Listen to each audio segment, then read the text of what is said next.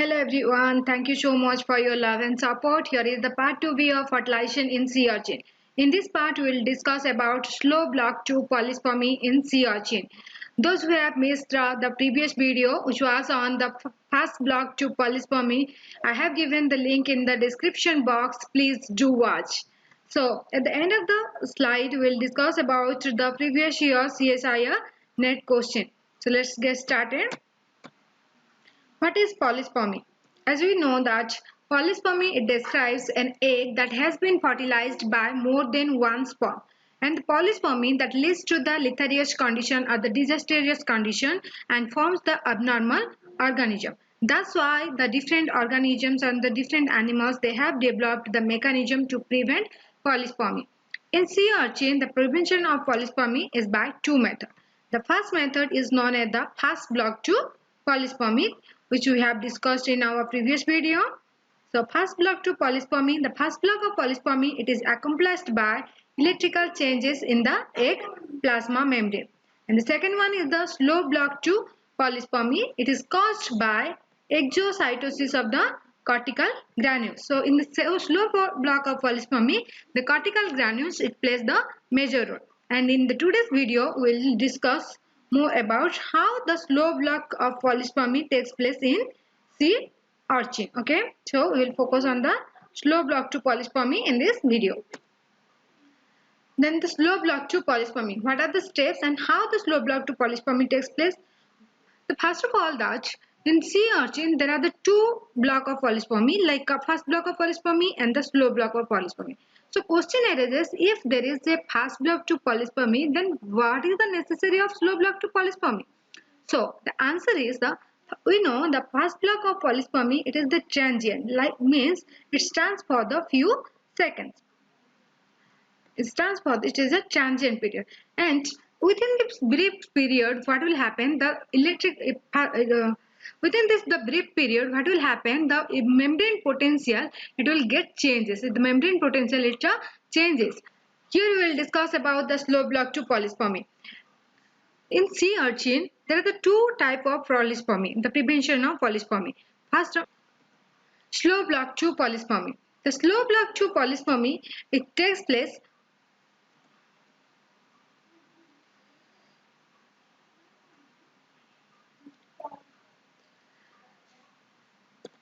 slow block to polyspermy. The first block of polyspermy it is a transient phase, that is it lasts for only a few seconds. That's why the slow block of polyspermy is required in sea urchin. Okay, as we know that the first block of polyspermy it takes place because of change in the electric potential of plasma membrane. Okay, electric potential of plasma membrane that changed because of influx of the sodium ion into the egg plasma membrane. Okay, when the sodium ion enters into the egg plasma membrane, then what happens, the negative potential of egg plasma membrane is shifts to the positive. When the egg plasma membrane it becomes positively charged, then no sperm can bind to the egg plasma membrane, but that potential shift is lasts for a few seconds and it can shift easily. So what will happen, the sperms which are bound to the vitelline envelope are not somehow removed. Okay, so there is a chance of polyspermy again in the sea urchin. So the slow block of polyspermy is required. The slow block of polyspermy it is caused by the cortical granule reaction. It is also known as the cortical granule reaction. Okay, and it is a slower mechanical block to polyspermy that becomes active about a minute after the first successful sperm and egg attachment. So slow block to polyspermy it is mediated by the cortical granule reaction, and it is the second stage of polyspermy prevention. So first will be the fast block to polyspermy, then this will be the second block to polyspermy. And slow block to polyspermy it is mediated by calcium ion. It is mediated by the calcium ion, whereas the fast block of polyspermy it is mediated by sodium ion. It is mediated by the sodium ion. Okay, sodium as well as the potassium ion. Okay, sodium as well as the potassium ion. Okay, and this slow block of polyspermy, it also lead to the exocytosis of the cortical granules. Then next is what are the steps of slow blocks to polyspermy. So what happens first, when the sperm enters, when the first sperm enters, then these cortical granules, it is present in the egg cytoplasm. The cortical granule present in the egg cytoplasm, it fuses with the egg plasma membrane. So when the sperm enters, then the cortical granules, it fuses with the egg plasma membrane, and that lead to the increase in calcium ion concentration. Okay, that lead to increase in the calcium ion concentration. When the calcium ion concentration increases, it causes exocytosis of the cortical granules, and when the exocytosis of cortical granule takes place, then they release the content into the space between the plasma membrane and Mytilene envelope. Okay, so what is the first step of slow block of polyspermy? In the first step, what happens? As the sperm, it will enter and it will bind to the egg plasma membrane.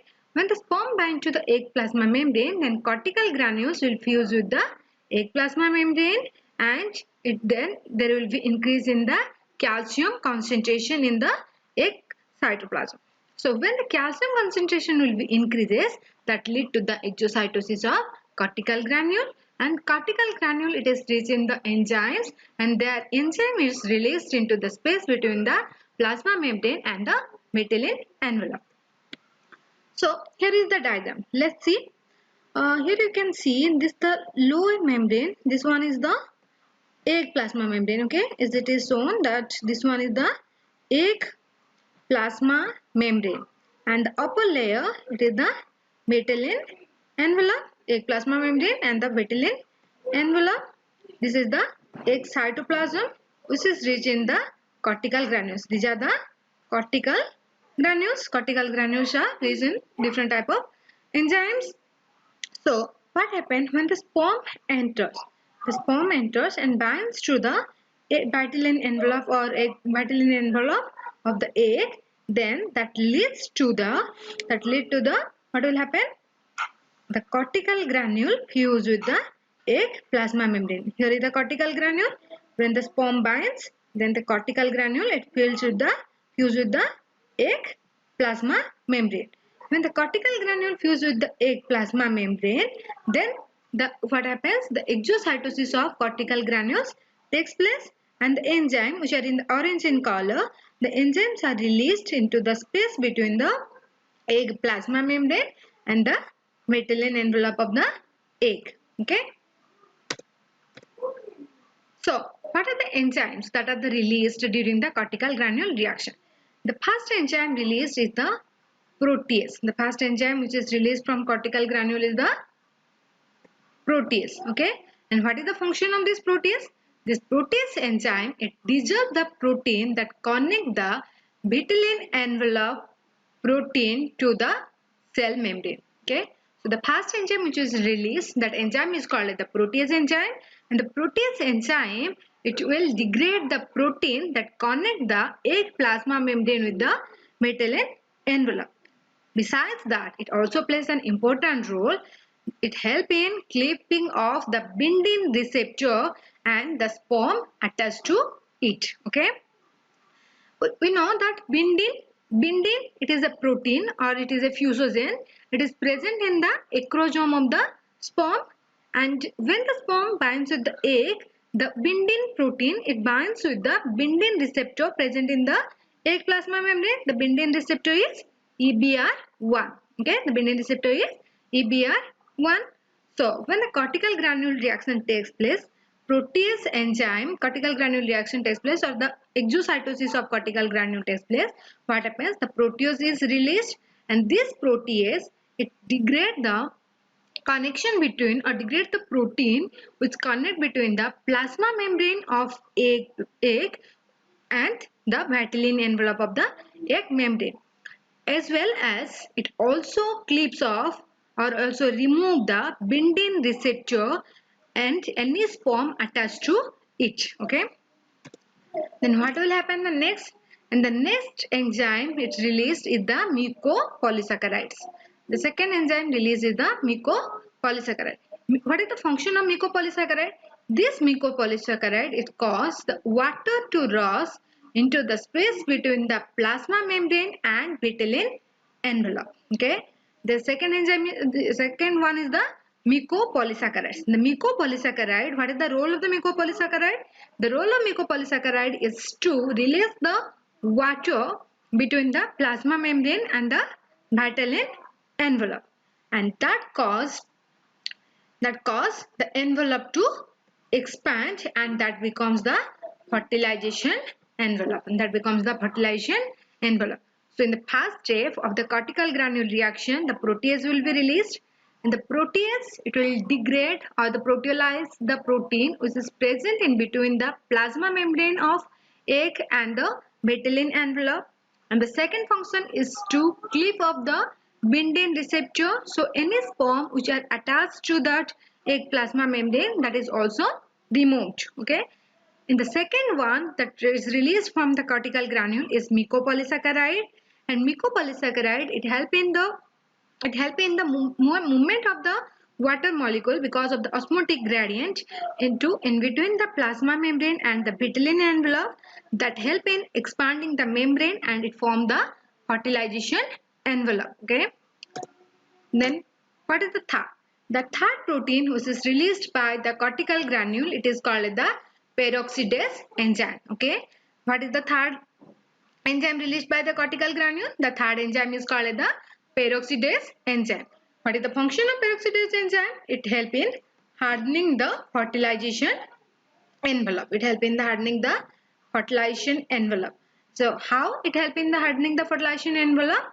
It helps by cross-linking the tyrosine residue on adjacent proteins. Okay, it will be help in the the peroxidase enzyme. It help in the hardening of the fertilization envelope. It hardens the fertilization envelope by cross-linking the tyrosine residue of adjacent protein which is present in the fertilization envelope. Okay. Then the fourth one is the cortical granule protein. Okay, the fourth protein is the cortical granule protein, and the cortical granule protein is hyaline. Okay, the fourth one is the cortical granule protein, and that cortical granule protein is the hyaline. And this hyaline form the coating around the egg. And the function of this hyaline layer is to provide the support to the blastomeres during the process of cleavage. Okay, it will provide the support to blastomeres during the process of cleavage. So let's have a overlook when the sperm binds to the egg plasma membrane, then the plasma membrane of egg it fused with the vitelline envelope, and that leads to the increase in the calcium concentration, and we will discuss next how the calcium concentration increases in egg plasma membrane. That increase in the calcium ion concentration, that leads to the cortical granule exocytosis. Okay, when the cortical granule are exocytized, then it lead to release different type of the enzymes. Okay, so what are that enzyme? The first one is the protease. Then what is the function of the protease? The protease enzyme, it cleaves the the protease enzyme, it dissolves the protein that connect the vitelline envelope to the protein cell membrane. Okay, protein to the cell membrane.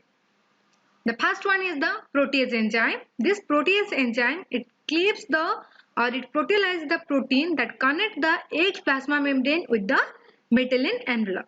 And the second function of protease enzyme is to clip up the binding receptor. Okay, clip up the binding receptor present in the vitelline envelope of egg plasma membrane, so that no more sperm can attach to the egg vitelline membrane. The second one is released is the mucopolysaccharide.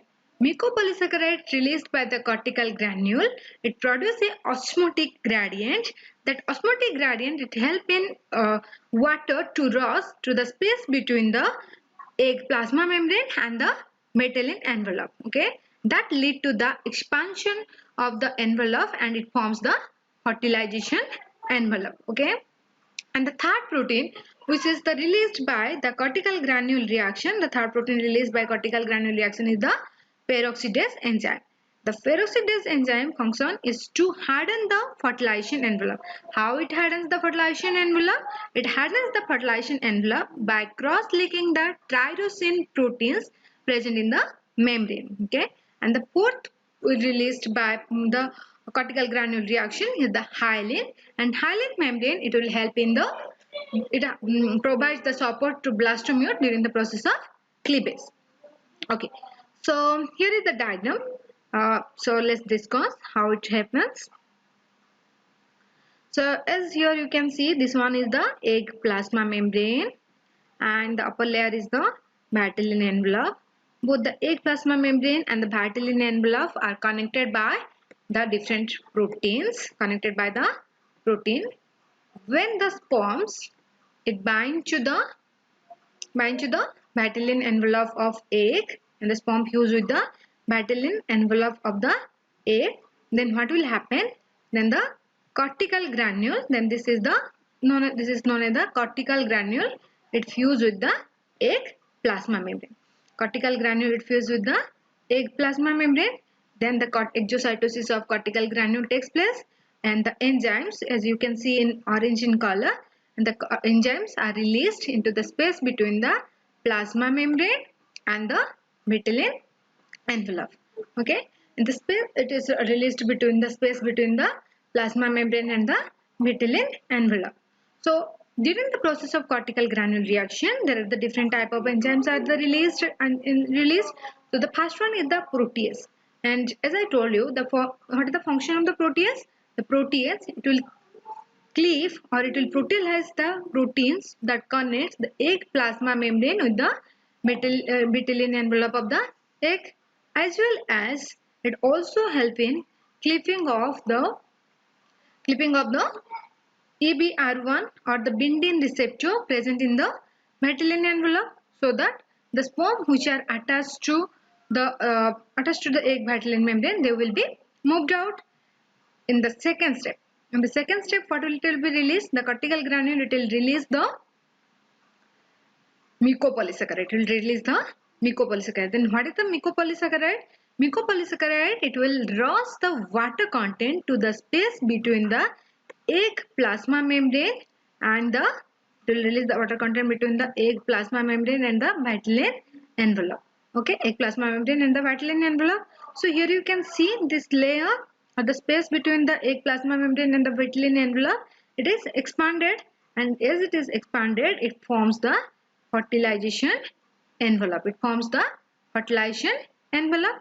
And how this fertilization envelope it is hardened? It is hardened by the third enzyme which is released by the cortical granule. That enzyme is called the peroxidase. That enzyme is called the peroxidase. Then what is the function of peroxidase? This peroxidase it hardens the fertilization envelope. How it hardens the fertilization envelope? It hardens the fertilization envelope by cross-linking the tyrosine residue of protein which are present in the fertilization envelope. Okay. Then what is the fourth protein released by the cortical granule reaction? That one is the hyaline. The fourth one is the hyaline. And what is the function of the hyaline layer? It helps with the supports the it binds the egg and it help in the cleavage process. Okay. So hope you have got an idea how the slow block of polyspermy takes place in sea urchin. As I have told you that the slow block of polyspermy in sea urchin, it is mediated by the calcium ion, and calcium ion is the initiator of the cortical granule reaction. So how the calcium ion it is released? First of all, what will happen? When upon the fertilization, intracellular calcium ion concentration of egg it increases. As I told you, the intracellular calcium ion concentration of egg increases. How it is increased? Okay, the binding receptor. Okay, the Bindian receptor is the Bindian receptor where it is present? It is present in the egg plasma membrane. It is present in the egg plasma membrane and that bind to the bindin protein, and this bindin protein where it is present? It is present in the acrosome. Okay, the bindin protein, it is present in the acrosome of sperm that binds to the bindin receptor which is present in the egg plasma membrane. So let's see the diagram. Here it is the acrosome of the sperm. Acrosome of the sperm, it has the egg binding protein that is called the bindin.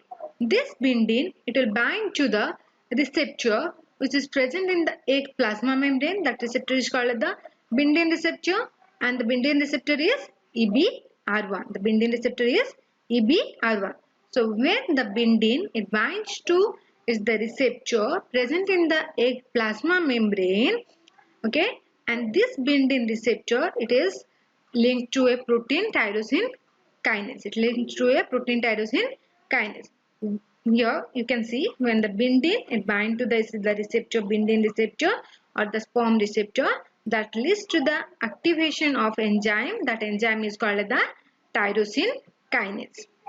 Okay, the family of phospholipase C, PLC is the full form is phospholipase C. It is activated by protein kinase. Okay, then this tyrosine kinase, it will activate the phospholipase C. Then what is the function of phospholipase C?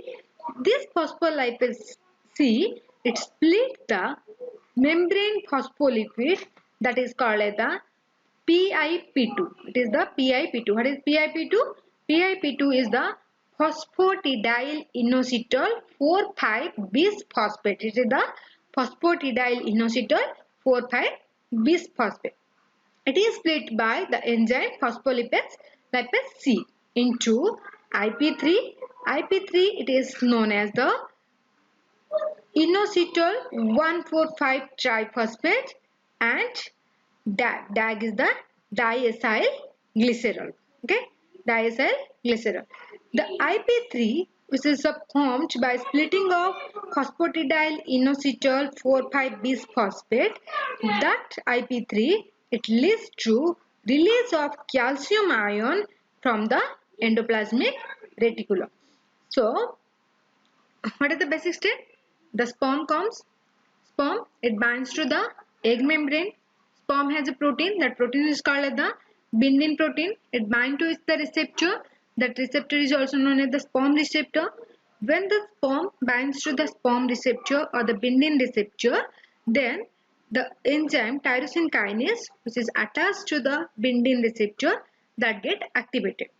When the tyrosine kinase get activated, it activates the phospholipase C. And what is the function of phospholipase C? Phospholipase C is split the membrane phospholipid PIP2, which is known as the phosphatidyl inositol 4,5-bisphosphate, into IP3. IP3 is the inositol 1,4,5 triphosphate, and DAG. DAG is the diacyl glycerol. That IP3, which is produced by splitting of membrane phospholipid, that helps in releasing, or it helps in opening the calcium channel from the endoplasmic reticulum. So the calcium ion, it influxed from endoplasmic reticulum to egg cytoplasm. So when the calcium ion releases or the calcium concentration increases, that help in the fusion of cortical granule with the egg plasma membrane. When the cortical granule fused with the egg plasma membrane, because of increase in concentration of calcium ion, that lead to the exocytosis of the cortical granules.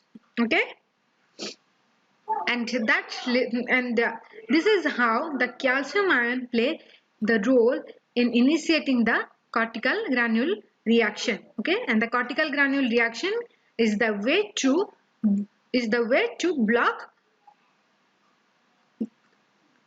the polyspermy in sea urchin. Okay. Okay. Here it is the simple. The IP3, it is able to release the calcium ion into the cytoplasm by opening calcium ion channel of the endoplasmic reticulum we have discussed. Okay, then let's consider some cases. If we inhibit the IP3 synthesis, then what will happen? If the IP3 will not be synthesized, then it will prevent the release of calcium ion. If the calcium ion will not release, then that prevent the cortical granule reaction, also the slow block to polyspermy. Okay, if you sorry, the spelling is wrong. It's the injected. IN is missing. Okay, so when if on the I3 is injected, if IP3 is injected, then what will happen? IP3 will injected, then that release the calcium ion and it lead to the cortical granule reaction. So for the cortical granule reaction, what are the requirement? The first requirement is the calcium ion, and how the calcium ion is get released? It released because of the IP3. Okay, it released because of the IP3. So here is the diagram that describes the overall prevention of polyspermy in sea urchin. Okay, so we know the prevention of polyspermy in sea urchin has the two mechanisms, one and the two. The first mechanism is known as the fast block 2 polyspermy, and that is caused by the influx of the sodium ion. Okay, so when the sperm it binds to the egg membrane, then that leads to the influx of sodium ion. The sodium ion inflection it changes the membrane potential. Okay, membrane potential, that is the negative membrane potential, to the positive membrane potential. Okay, so that leads to the fast block of polyspermy. Okay, then how the slow block of polyspermy takes place? The slow block of polyspermy it takes place when the sperm binds to the egg, or just after the fast block of polyspermy. As the fast block of polyspermy it is a transient phase, so immediately after that, so what will happen when the sperm it will bind to the egg plasma membrane, then it leads to the activation of enzyme that is called the tyrosine kinase. This tyrosine kinase it binds to the binding receptor which is present in the egg plasma membrane, and that is activated when the binding protein it binds to the binding receptor. And when the tyrosine kinase is activated, it activates the enzyme phospholipase C, and the phospholipase C activation it split the membrane phospholipid, that is the phosphatidyl inositol 4,5 bisphosphate. Split the PIP2 into IP3. IP3 is the inositol 1,4,5 triphosphate, and this IP3 it helps in the releasing of the calcium ion, or it open the calcium channel present in the endoplasmic reticulum. So calcium ion will be released, and that increase in the calcium ion concentration leads to the cortical granule exocytosis, and this cortical granule exocytosis it will help in the slow block to polyspermy. Okay, and what is the role of the diacyl glycerol? And this diacyl glycerol it will help in the activation of the egg. Okay, so here is the previous year CSIR net question. What is the question? The question is that polyspermy results when two or more sperms fertilize an egg. Okay, it is usually lethal since it results in blastomeres with different numbers and types of chromosomes. Okay, yeah, that's understood. So many species therefore have the two blocks to polyspermy, the fast block and the slow block. Okay, so it is that how the polyspermy takes place, and the polyspermy it is a lethal condition, and that is prevented by two mechanisms, that is the fast block and the slow block. In case of the sea urchin, here is the some options. The fast block is immediate. Okay, the fast block is immediate and causes the egg membrane resting potential to rise, which does not allow the sperm to fuse with the egg. Yes, it's right. And it is mediated by influx of the sodium ion. Yes, we know that how the fast block of polyspermy takes place in the sea urchin. It takes place because of the influx of the sodium ion. So this one is the correct option. Then the Q, the fast block is immediate and cause the egg membrane resting potential to rise, which does not allow the sperm to fuse with the egg. Yeah. And it is mediated by efflux of sodium ion. No, it's not mediated by the efflux of sodium ion. It is mediated by the influx of sodium ion. So this one is the wrong. The slow block or cortical granule reaction, it is mediated by calcium ion is correct, because the slow block or the cortical granule reaction, it is mediated by the calcium ion. The slow block or cortical granule reaction is mediated by the potassium ion. No, is wrong. The fast block of polyspermy, it is mediated by the influx of sodium ion, and the slow block of polyspermy, that is mediated by the calcium ion. So the correct options are P as well as S. Which of the above statement are true? The above statement true is option B, P and the S. Okay. Then what is the second question? Okay. The second question is, fertilization in sea urchin eggs involves calcium release from endoplasmic reticulum for cortical granule reactivation. Yes, it is. Fertilization in sea urchin eggs, okay, involves calcium release from endoplasmic reticulum for cortical granule reactivation. The major molecule responsible for releasing calcium from intracellular stories, okay, which one help in the releasing of calcium from the endoplasmic reticulum? You know, that is the IP3. The IP3, inositol 1,4,5 triphosphate. Okay, you know, the phospholipase C, it splits the PIP2 into IP3, and the DAC, that IP3, it helps in the releasing the calcium ions from the endoplasmic reticulum. So here is the correct answer. The correct option is the option C.